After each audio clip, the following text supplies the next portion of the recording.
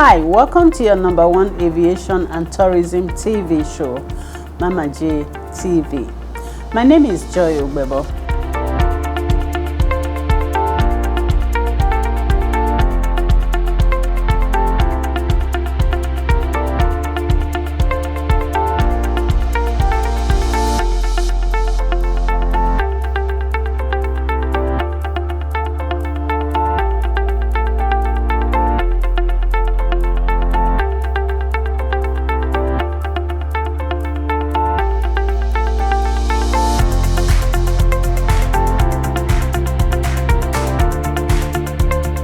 Hi, welcome to your number one aviation travel and tourism TV show, Mamaj TV.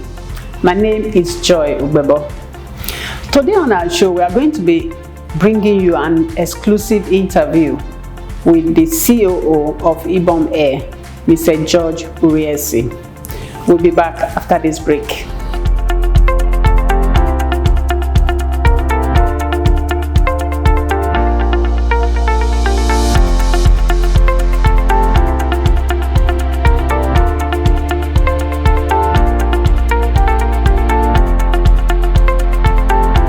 Exclusive interview with Mr. George Uriesi, COO Ibom Airlines. Please tell us about your career history. How did it start?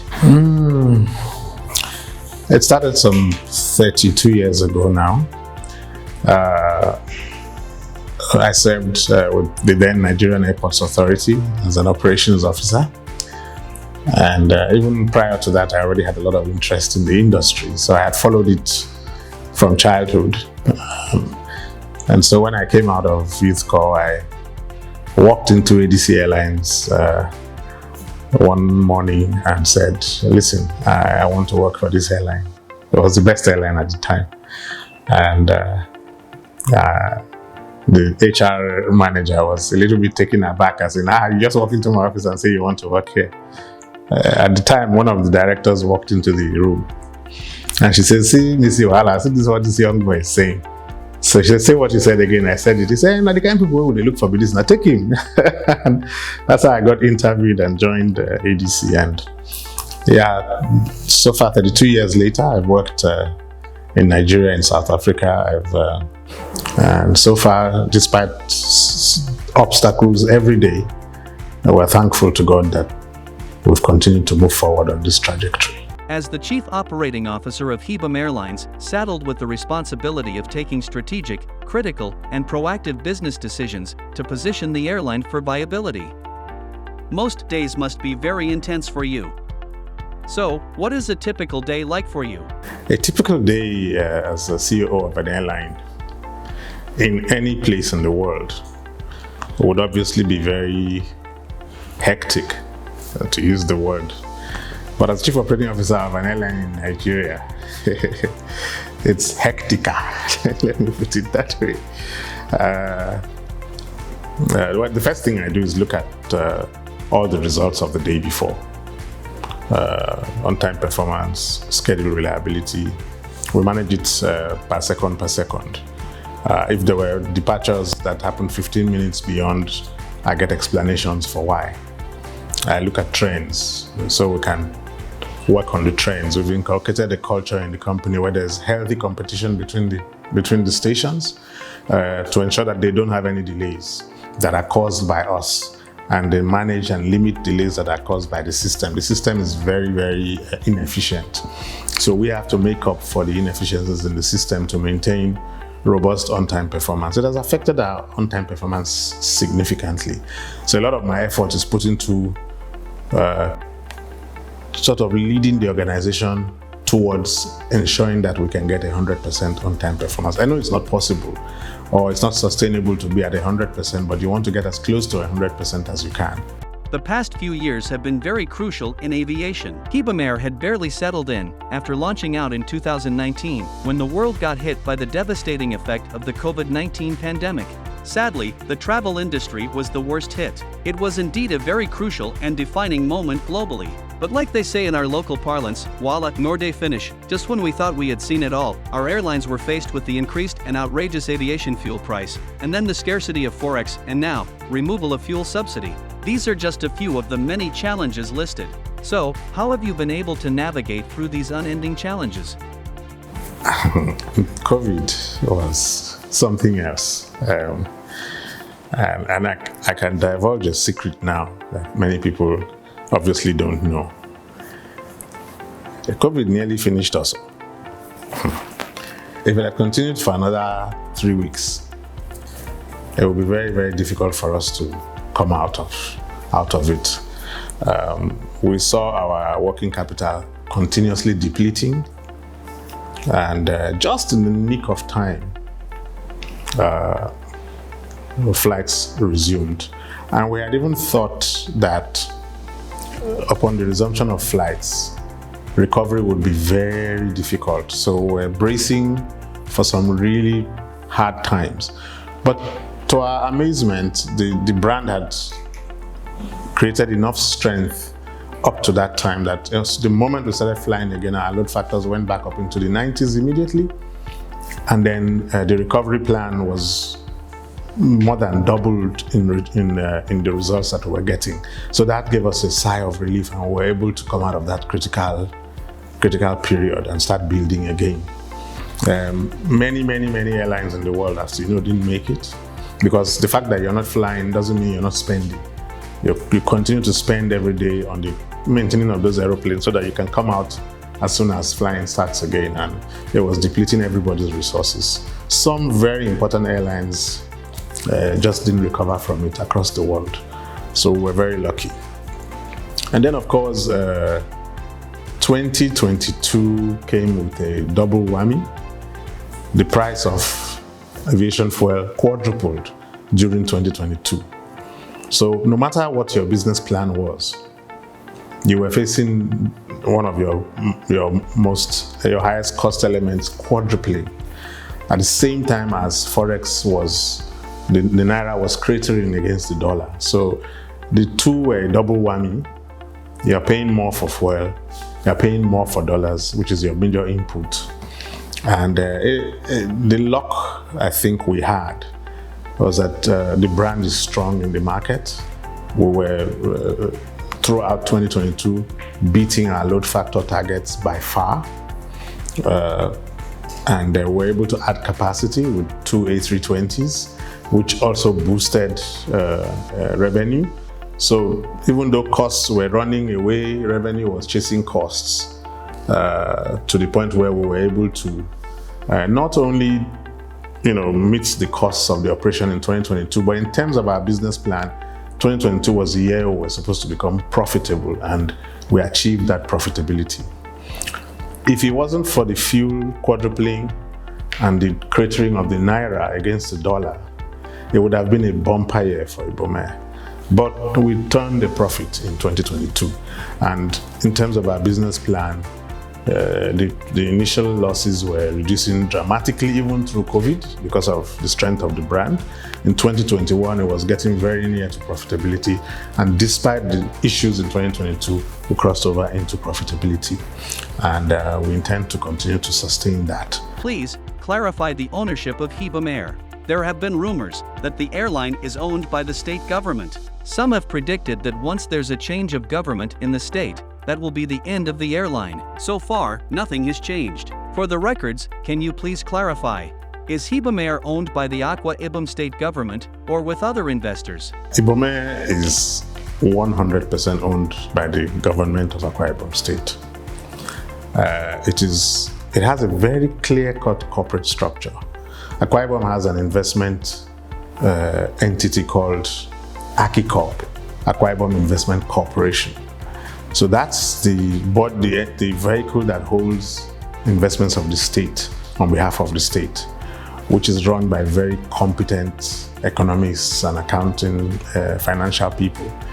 And so the owner of Ibom Air, 100% owner of Ibom Air, is AkiCorp on behalf of the Akwa Ibom state government. And then, having said that, Ibom Air is a public liability company. And it's a limited liability company. It operates independently as a private airline, employing the best professionals working in a world-class airline culture. It's an investment by an enlightened state government. They are the shareholder, and they act as the shareholder, and that's all. And their shareholding is managed by Akicorp, whose current acting CEO is the chairman of the board of Ibom Air, himself a fantastic professional former partner in Arthur Andersen, a first-class accounting graduate many years. I mean, he's a solid guy. He's a businessman. The board is made up of business people. It's not a joke. It's a properly run company. We have 4 straight years of external audits, clean external audits by PricewaterhouseCoopers, 2019, 2020, 2021, and 2022. You can't do all of that if you have to go and finance aircraft acquisitions from very, very, very renowned financial companies outside of Nigeria in the broader world. As far as corporate governance is concerned, Ibom Air is top-notch. We are not joking. We're trying to establish that this is the right example and it can be done. Now, the shareholder, just to make it clear to people who are watching, just like any airline, the interest of the company is the shareholder's interest. So the shareholder has to raise funds for them. So those guys will raise funds to go and do aircraft acquisition. Now, in our own case, there's a slight difference. The shareholder supports the process, but we on our own merit go out there and look for funding. And what we need to do is to demonstrate that we know what we're doing. We're doing everything according to corporate governance, international corporate governance rules, and we can show that. And that's why PricewaterhouseCoopers is our auditor. Akwa Ibom State government, as the shareholder of Ibom Air, is just like any other shareholder. It's like Chief Allen Onyema, the shareholder of Epis. It's like Chief Obiora Okonkwo, the chairman of United Nigeria. It's just the shareholder. But the company, in this instance, operates like a private company, and our job is to deliver on the confidence of the investor, of the shareholder, who has said to us, I've invested so much in you, I expect the returns. So you guys should organize yourselves properly. And they've made sure that they've appointed very solid and very experienced people to the board. And those people have seen to it that we've established a rhythm now where the company is a very serious company. Anybody who works in Ibom Air will tell you that we're a very, very serious company. We have a lot to do. We don't have time for jokes. Now, let's look at the airline's on-time departures. It's been quite impressive and commendable. I saw your recent quarterly aggregated statistics of 80% plus. That is not an easy feat, considering the obvious challenges. How have you been able to stay consistent with your on-time departures? We say to every member of our staff when they join, we have a 2-day induction process when staff start, and then it becomes a 5-day process after that, immediately after. But the first thing, before you resume in Ibom Air, you go through induction. And that induction has every leader of the company coming and talking about their area, how their area works, what their area means to the company. So by the time you're going to resume at your desk, nobody can resume in Ibom Air until they go through our induction. You know the company very well. You understand how serious our vision and our mission and our values are, and you understand the 3 key factors that make Ibom Air what it is. The first one we say to them is schedule reliability. We want the traveler who uses Ibom Air to know that they can plan their travel on our schedule. 2, we want them to know that when we say we leave at 7 a.m., we leave at 7 a.m. more than 90% of the time. It's impossible for it to be 100%, but we leave vast majority of the times at that time. And if we could help it, we would be doing 100%. And then to support those 2 things, we try to give the kind of customer service that delights people. so far, we are very happy about the results we've had. That's why we publish the results every month. It's on our website. You can track it from June 2019 to date. It's not been very easy in Nigeria doing OTP because there is so much that's wrong. So much is wrong. But we keep trying to surmount those obstacles so that we can depart our flights on time. There's the rumor out there that you hire more of Aqua Ibom indigenes. Is that true? We hire more of Aqua Ibom indigenes. Is that true? The airline is owned by the government and people of Akwa Ibom State. So obviously, employing Akwa Ibom people is a priority. But it's not an exclusive thing. Of the 549 staff of Ibom Air right now, about 60% of them are Akwa Ibomites. But look at the different areas. We have right now about 41 pilots, of which only 7 are Akwa Ibomites. We have right now probably the same number of engineers, maybe 17 or 18 of them are Akwa Ibomites.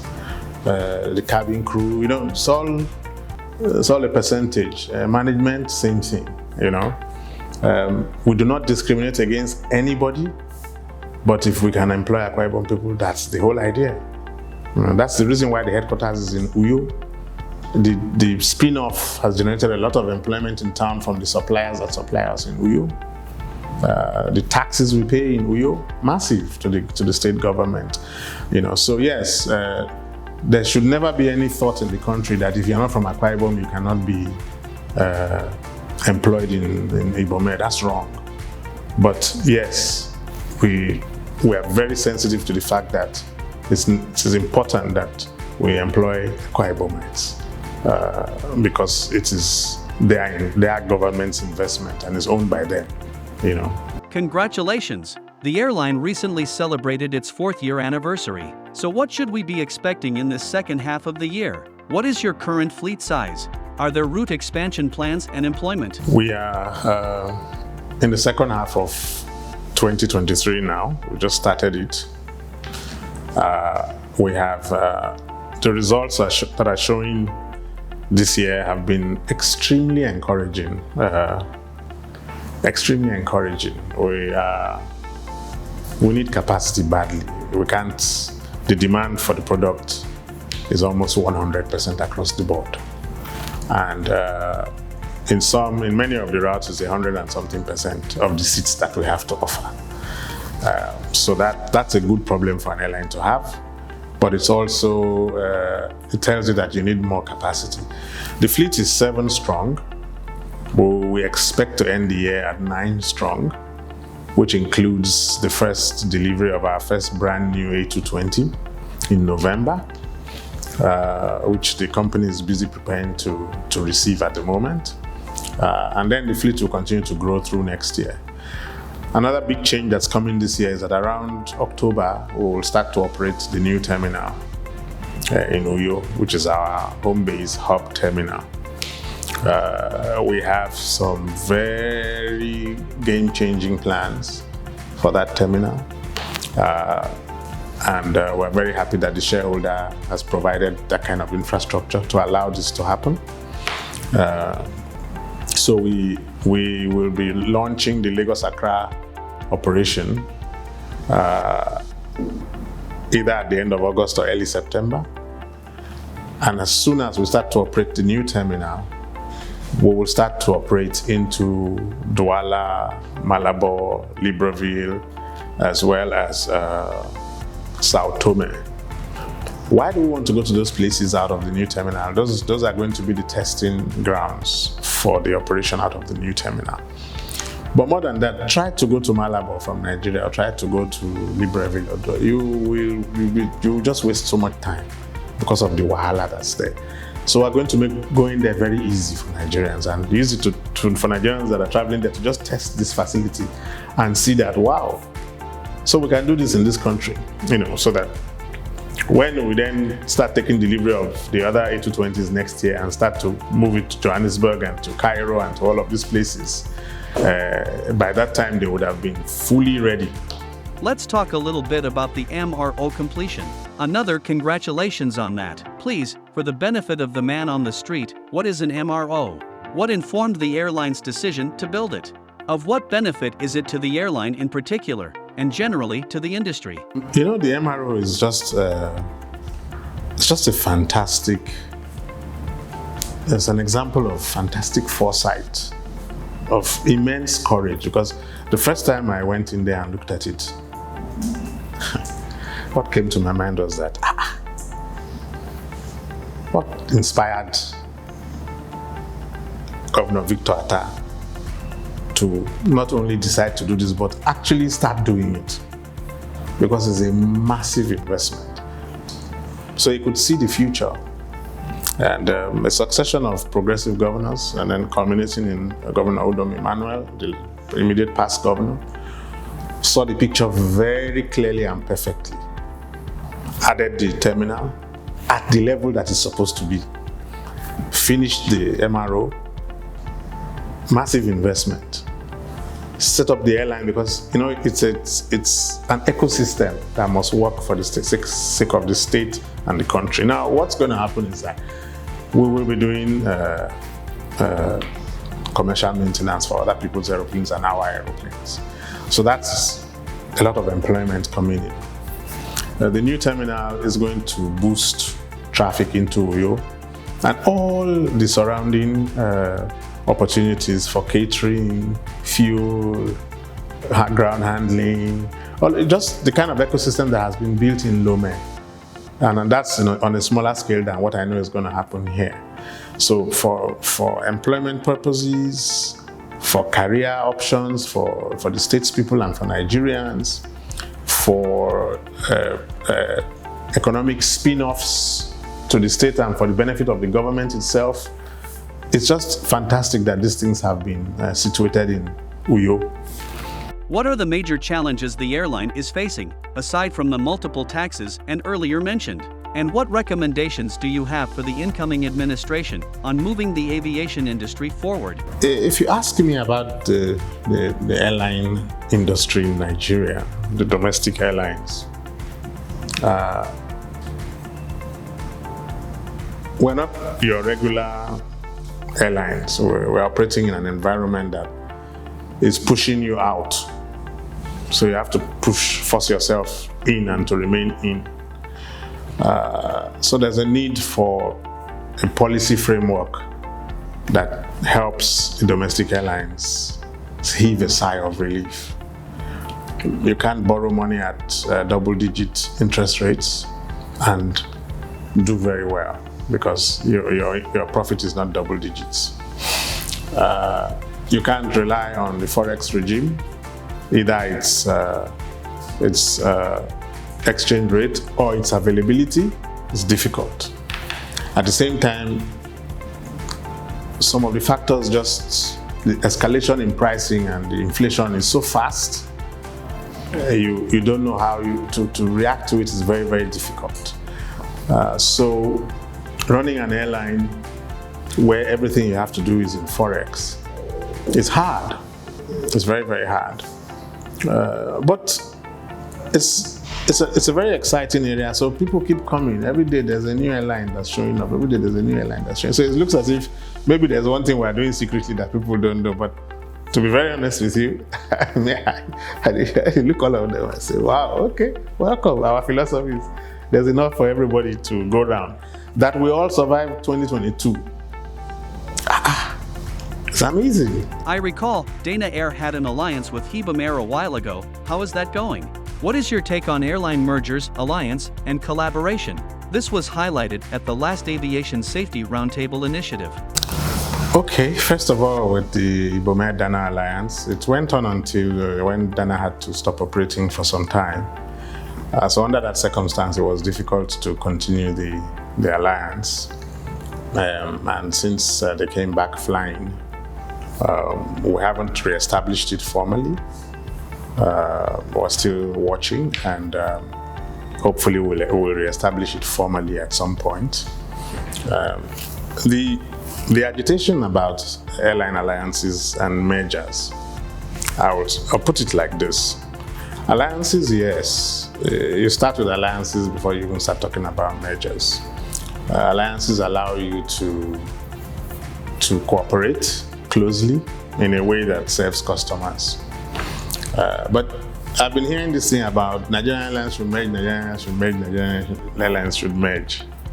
It's easier said than done. Everybody just says it as if we just wake up tomorrow and announce we have all merged into Nigeria Air, all the problem don't solve.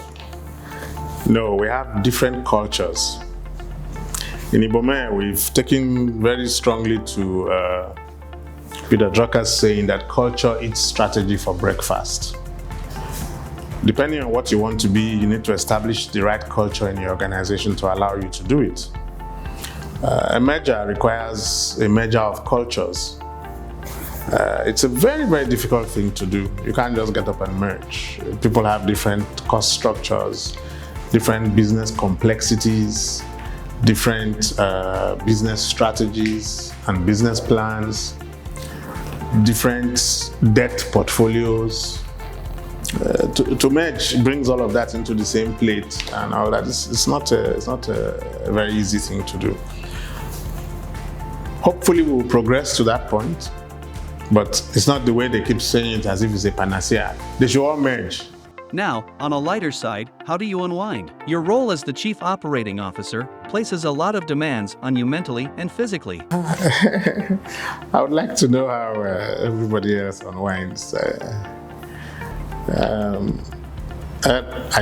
Because I eventually started playing golf because I live in Uyo, and the best golf course in the country is here in Uyo. So I started to play golf. So that's one way of unwinding. They've been chasing me to play it for many, many years. I've been giving several kits as presents. I always give them out. Now when I started playing, I had to go and buy a kit after I've given out some very nice, expensive kits that I got as presents along the line. And then, of course, I'm a socialite. Though private, but I'll finish. I'll gist with friends. I have lots of friends. I don't carry the baggage of COO of Ibom Air out of the office. When I leave the office, I'm George. Even when I'm in the office, I'm George. I tell everybody to call me George. Many of them refuse because of Nigeria, but some do. It's totally our culture here is informal. There's no oga. People can walk into my office anytime. Can stop me on the corridor. It's the kind of servant leadership we try to give. And yeah, Nigeria is tough, but all of us survive. So I wonder how everybody else unwind though. Yeah, when I saw Alan the other day, Chief Onyema, I asked Chief Obiora, I asked any of those. You guys are always doing aviation. They squeeze face up and down. How do you unwind so that I can learn?